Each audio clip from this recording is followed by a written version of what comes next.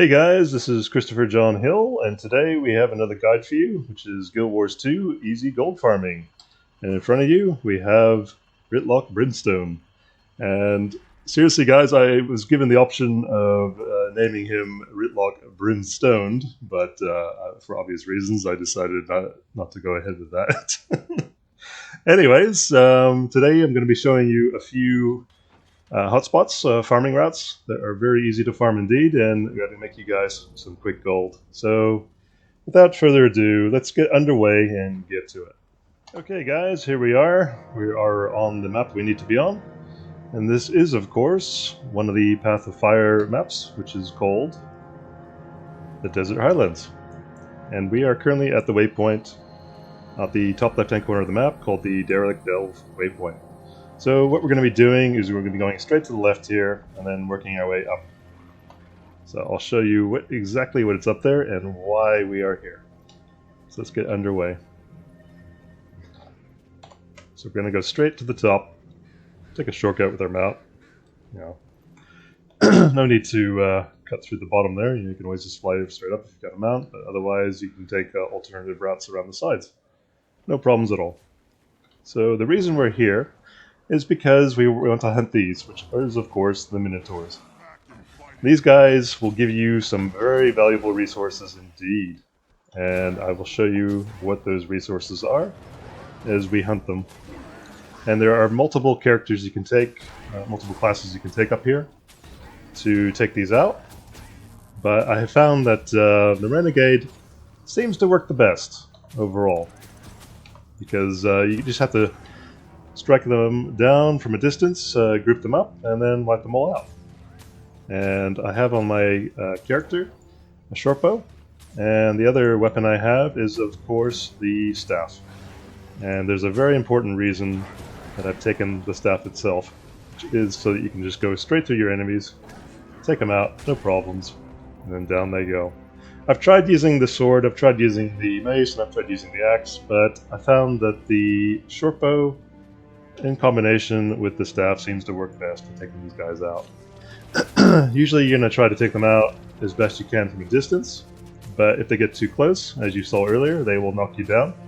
So you got to make sure that you take them out as much as you can from afar, which is exactly what I'm doing. Around this area you're going to be finding things like Orichalcum, finding things like ancient wood, mithril of course, and lots and lots and lots of Minotaurs.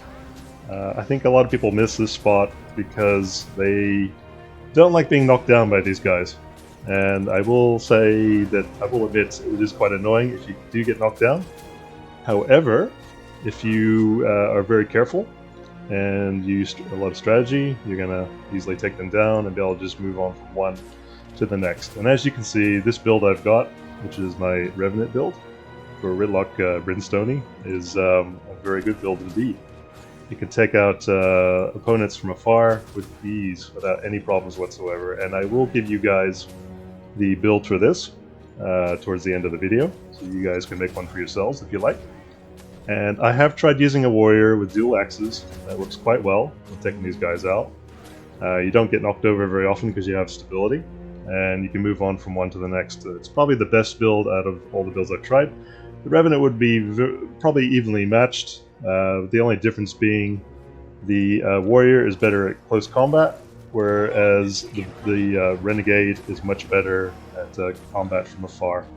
So as you guys can see, the powerful bloods, which I've been getting quite quickly, have been building up very fast indeed.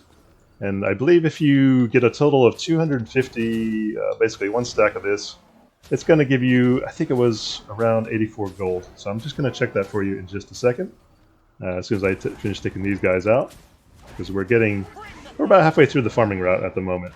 So as soon as I get to the end of it, I will show you exactly how much gold you can make. And I believe it's around 50 vials of this per hour you can farm, if you get lucky, of course. Probably closer to 40, but with the potential of getting up to 50. Vials per hour. And I'll work that up for you in just a moment to let you know exactly how much gold you guys can make as a result of that. As I said, the staff comes in handy indeed. You can use it to take on the foes which have a bit more hit points, and they will try to charge into you and knock you down, as well as the small ones. If that happens, you just use the ability Citadel Bombardment, which will take them out very fast indeed. And sometimes they miss you all together, which is fine by me. There you go. He's gone. So as you guys can see, it doesn't take very long to take these guys out whatsoever. It's only the ones that are like veterans that are giving us any issues at all. Otherwise, they just go down really fast. No problems whatsoever. And you also have the abilities down here, which you can use as well to give you extra damage in combat, in case you need to take them out. And then you have your staff, number 5, which you can just use to charge through them, and number 2 to knock them down if you need to finish them off. No problems. And there you have it. That was the end of the farming route.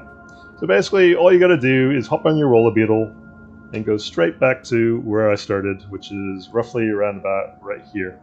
They also have some wolves up here as well, at the top, which you can take out as well if you want to.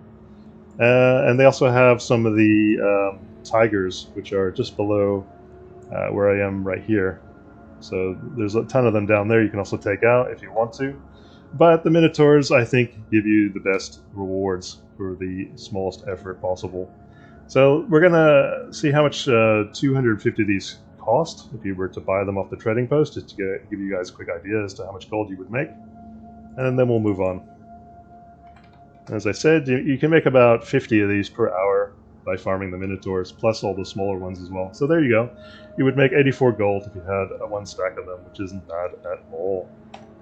Alrighty, so we're going to move on to the next spot now, which I'm going to show you guys in 1 second.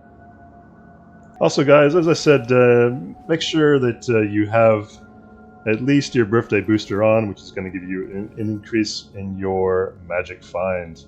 I have the celebration bonus. Don't let those birthday bonuses sit in your bank. If you have one that lasts for 24 hours, you might as well just put it on your character and get that extra magic find, which is going to give you guys much more drops.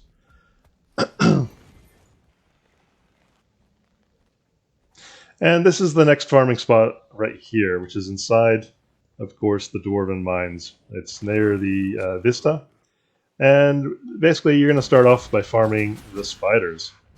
And there's a very important reason for this. I'm going to show you the rotation. It's very quick. It doesn't take too long at all. And the hardest thing you're going to be going up against is the veteran cave spiders. But as soon as you kill them, stick around for a second, because usually they will spawn eggs, which will give you 3 more spiders to kill, which is even more loot for you guys. Which adds up very quickly indeed as you collect it. The spiders themselves, they go down fairly fast against the Revenant. They don't really last long against the Shortbow. It's just the veteran ones that have any real ability to survive. But you can put your staff on and finish them off with that if you want to. And they go down in next to no time whatsoever. There you go. That one's gone. And then you have a little bit more down here, of course, at the far end. So, as you guys can see, there's a lot of opponents here. I actually came here and farmed a lot of these resources when I needed things. And I got it fairly quickly indeed. As I said, once you kill the veterans, stick around, because they will spawn even more spiders. So you can then take them out, no problems at all, and they'll give you even more loot. So once you're done with these ones, you're going to head straight across that ravine directly in front of us, and this will continue the farming path. And I'm just showing you the spiders on the sides here, so you guys don't miss those. As we said, anything extra is always more loot for you guys. So go straight across here, take these ones out. These are destroyers, of course, and you don't want to be standing in their fire fields if they make any. But otherwise, they're very easy to kill. They don't take much to go down at all, especially on a Revenant. They go down very fast indeed, as you can see. This build, it took me quite a few goes to get it right. I hope you guys like it, because things are pretty much just melting away for the most part. And if you get them within the ideal range, they will go down straight away. In regards to this farming route, you just come around the side here, go all the way down here, and you have lots of enemies that are going to spawn in. Of course, people have come through here already, and taken a lot of them out, so we're getting less than we normally would. But if you go to a map that doesn't have anyone currently here, you'll get maximum amount of return for your efforts. So we have another spider here. Take him out, and just use all your abilities. Number 5 will knock him down. Number 2 will put that circle of flame around him, and then he's gone. And I think this one, it spawned eggs, but they hit the wall, so they didn't appear, unfortunately. So you gotta watch out for that too. Make sure they have enough room to spawn. And once you take these last couple out, you basically start the farming path again. So this is the second farming routes, which I've just shown you guys, and I have another 2 more to show you, which I will show you in just a second. Okay, so after you finish there, it's straight down.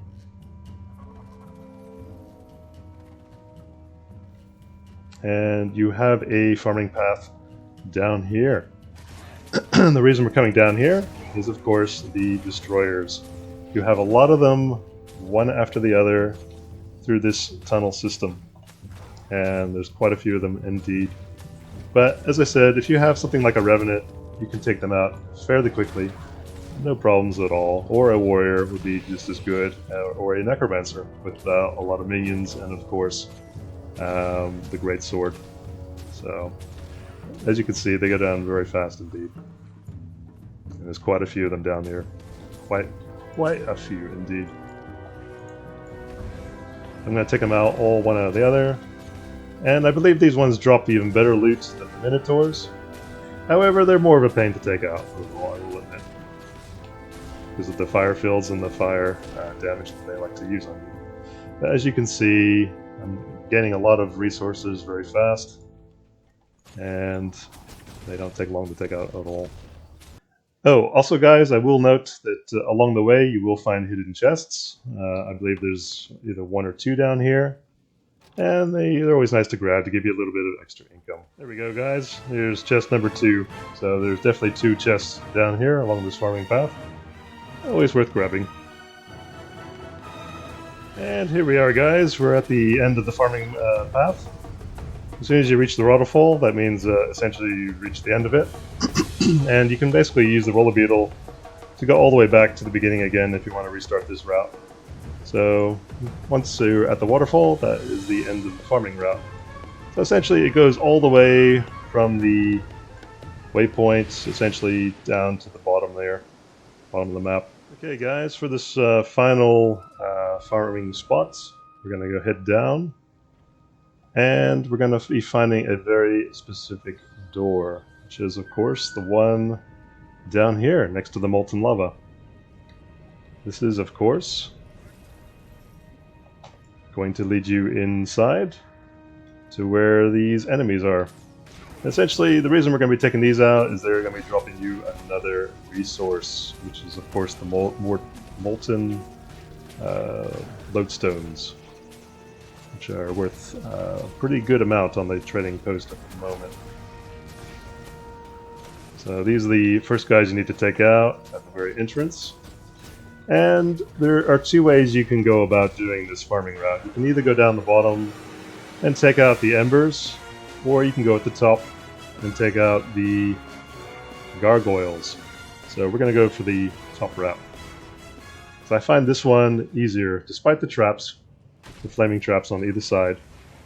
You can usually take these guys out pretty quickly without too much problems at all, especially if you use a staff, if you're all clumped up together like this.